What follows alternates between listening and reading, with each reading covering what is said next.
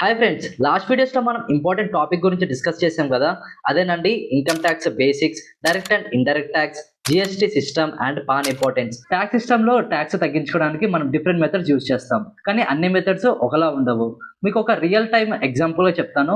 సురేష్ అనే వ్యక్తికి per annum 10 lakhs వస్తాయి. 1.5 lakh వచ్చేసి ఈఎల్ఎస్ ఫండ్ లో లేదా పిఎఫ్ లో ఇన్వెస్ట్ చేస్తాడు. హెల్త్ ఇన్సూరెన్స్ ని ప్రీమియం లో పే చేస్తాడు.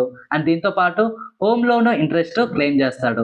రిజల్ట్ వచ్చేసేమో ట్యాక్స్ లీగల్ గా తగ్గుతుంది, ఎందుకంటే ఇన్కమ్ ని హైడ్ చేయలేదు, ఫేక్ బిల్స్ క్రియేట్ చేయలేదు, లా అలో చేసిన మెథడ్స్ ని యూజ్ చేసి ట్యాక్స్ ని తగ్గించుకున్నాడు.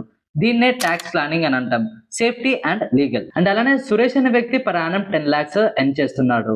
అతను తన శాలరీని డైరెక్ట్ గా చూపించకుండా కన్సల్టెన్సీ ఇన్కమ్ లో స్ట్రక్చర్ చేసి ఎక్స్పెన్సెస్ ని ఎక్కువగా చూపించాడు. టెక్నికల్లీ లా అయితే బ్రేక్ చేయలేదు, కానీ లూప్ హోల్ యూజ్ చేశాడు. దీన్ని ట్యాక్స్ అవాయిడేషన్ అంటాము, legally but risky. And Mahesh అనే వ్యక్తి పర్ యానం కి 10 lakhs ఎర్న్ చేస్తాడు, కానీ 3 lakhs ఇన్కమ్ ని హైడ్ చేశాడు అండ్ క్యాష్ ట్రాన్సాక్షన్ ని చూపించలేదు. అండ్ దీంతో పాటు ఫేక్ బిల్స్ ని క్రియేట్ చేశాడు. ఇది మాత్రం డిపార్ట్మెంట్ డిటెక్ట్ చేస్తే పక్క పెనల్టీస్, ఇంట్రెస్ట్ అండ్ దాంతో పాటు జైల్ పాసిబిలిటీ కూడా ఉంటుంది. దీన్నే ట్యాక్స్ ఈవేషన్ అంటాము.